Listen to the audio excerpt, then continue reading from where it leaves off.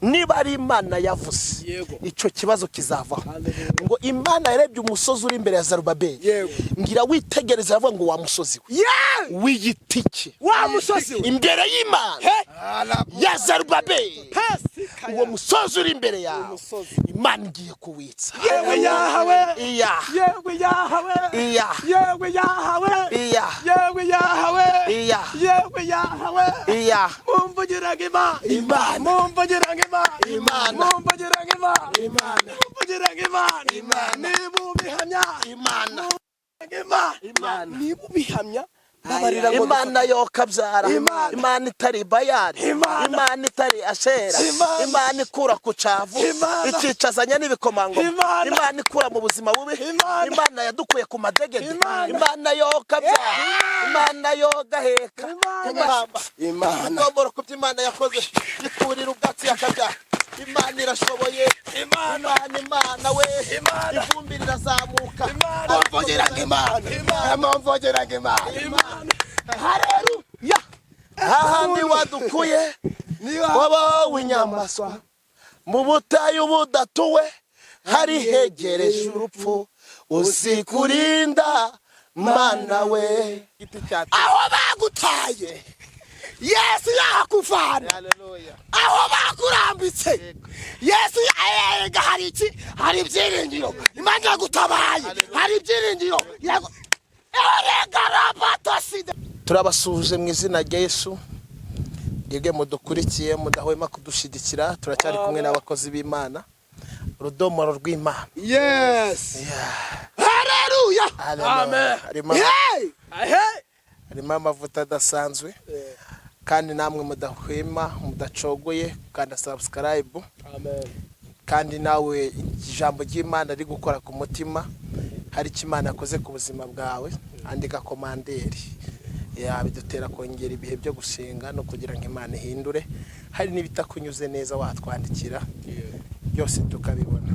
Turasoma ijambo riri muri Yobu 14 umurongo wa 7. Haravuga ngo arega harabyiringiro yuko igiti cyatemwe cyongera gushibuka, kandi kikajya kigira amashami y'ibitontoma. Amen. Tubwira abantu ko hakiri ibyiringiro, akira ibyiringiro mu izina rya Yesu. Haracari ibyiringiro, ntabwo Imana turayitakariza icyizere. Imana yacu iracashoboye, Imana yacu iracari nyimbaraga. Muri ibyo 169 yaravuze ngo Mana nguko wafashaga abasogokuruza mu myaka ya kera, abariko natwe uzadufasha mu myaka iri imbere. Aravuga ngo isi tarabumbwa, imisozi taraba, ngo uhereye kera kose uri Imana ihoraho. Twishima Imana yacu kidahinduka, dushima Imana kitisubira ku ijambo yavuze. Muhanga yaravuze ngo nubwo ryaba ryayicitse ntabwo yabura kurisoza ku buzima bwawe. Tubwire umuntu dukurikiye, niba ari Imana yavuze ico kibazo kizavaho.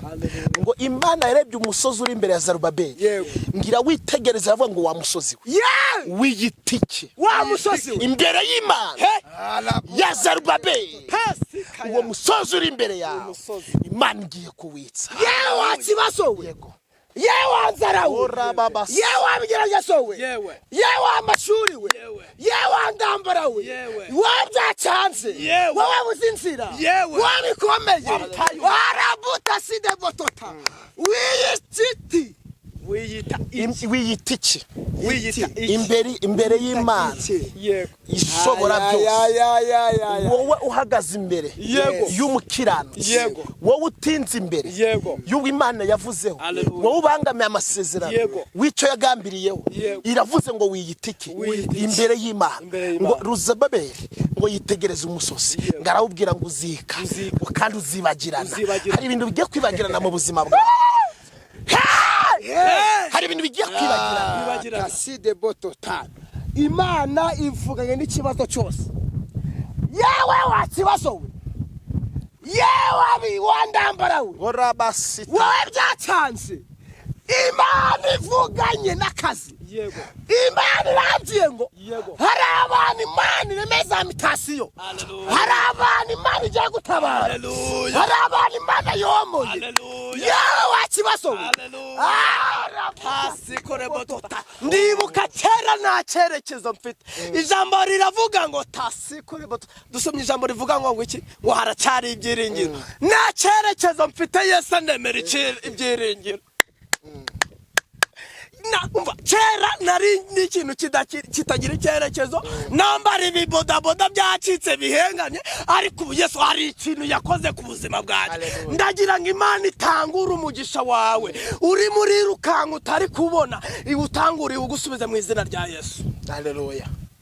Kubera ko umugisha uri kwirukanka ubu uri kwirukanka kugira ngo utazawukoraho kubera nyiraneza ndagira ngo Imana iwutangure utari waje kure Imana iwukugabize kuko haracyari ibyiringiro mbere yuko wiheba haracyari ibyiringiro mbere yuko umugabo akuraza hanze haracyari ibyiringiro mbere yuko umugabo avuga ngo taha haracyari ibyiringiro naho igiti cyatemwe kizongera kigashibuka ngo kikagira amababi y'amatondo meza kurusha ya mbere mu yani magambo naho igiti cyose cyatemwe naho umuntu yakurwanya aha kurwanyiriza naho bakakwanga haraho ibyiringiro Imana yaca kandi kayira nubwo bose yakubwira ngo ntabwo akigushaka haracyari ibyiringiro hari akandi kayira hari undi Imana yahamagaye Yobu ndi yatakaje ibyiringiro Yobu ndi yananiwe kunamba ku Mana mu yani magambo yo wanambye ku Mana nayinamba ku byawe uyinamba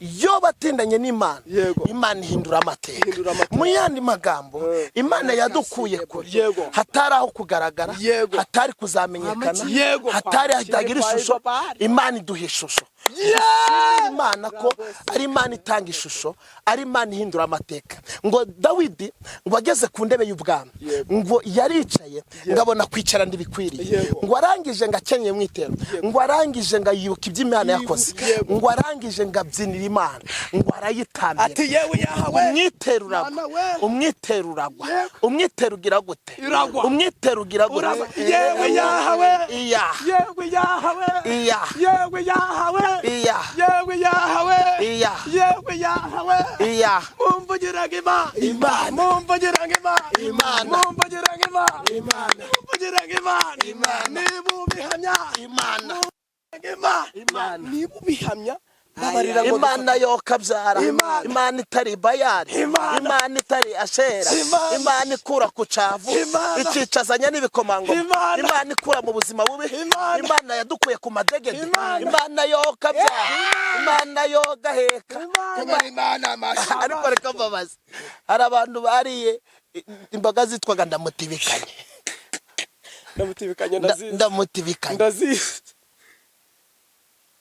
ariko Mana aho wadukuye akiri cyubahiro kera hari we byitwa ngo nzaba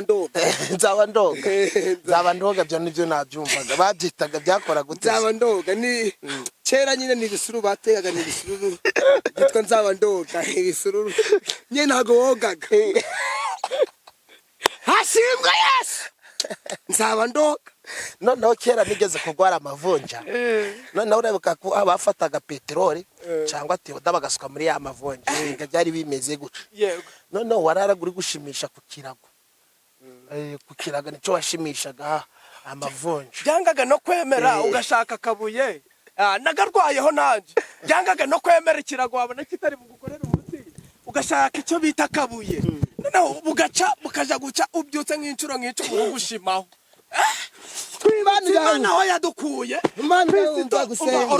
Fisto niba hari ahantu Imana yagukuye ikaba yarakurinze amavi bihamye mumvugiraga Imana mumvugiraga Imana mumvugiraga Imana yakabyara mumvugiraga Imana mumvugiraga Imana urekenye hamye mumvugiraga Imana mumvugiraga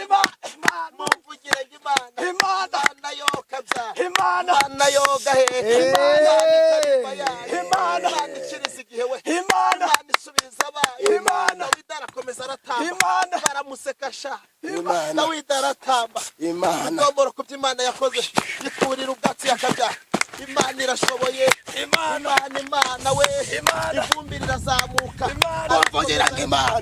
mumvugiraga Imana haleluya hahandi wadukuye wabawe inyamaswa mu butayu budatuwe hari hegereje urupfu uzikurinda mana we n'umudugudu wawurinda.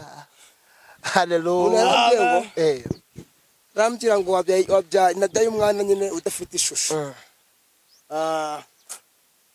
meze nk'igisimba cyangwa ntabwo yapfunduka amaguru gapfunduka. Narambwira ngo uzapfa utabyaye, niyo ubyara ubyara ibisimba. Ndibuka turi kuri Girugari iwawe, uravuga ati pfukama wa musivire we, baravuga ngo uzapfa utabyaye umwana muzima.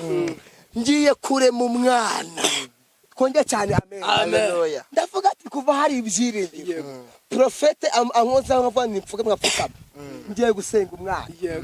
Imana irambye ngo mwana wanjye, abantu barasinze, abantu bararose, nguhaye umwana w'umugisha, mufite umukobwa mwiza. Haleluya. Imana ijitanga urubyaro. Aho badusize siho badusanze, badusize nta cyerekezo basanga turagifite, badusize bazi ko tuzambara basanga turambaye, badusize bazi ko tutarya turi kurya za mayinove, badusize bazi ko tuzarindagira za mayinove.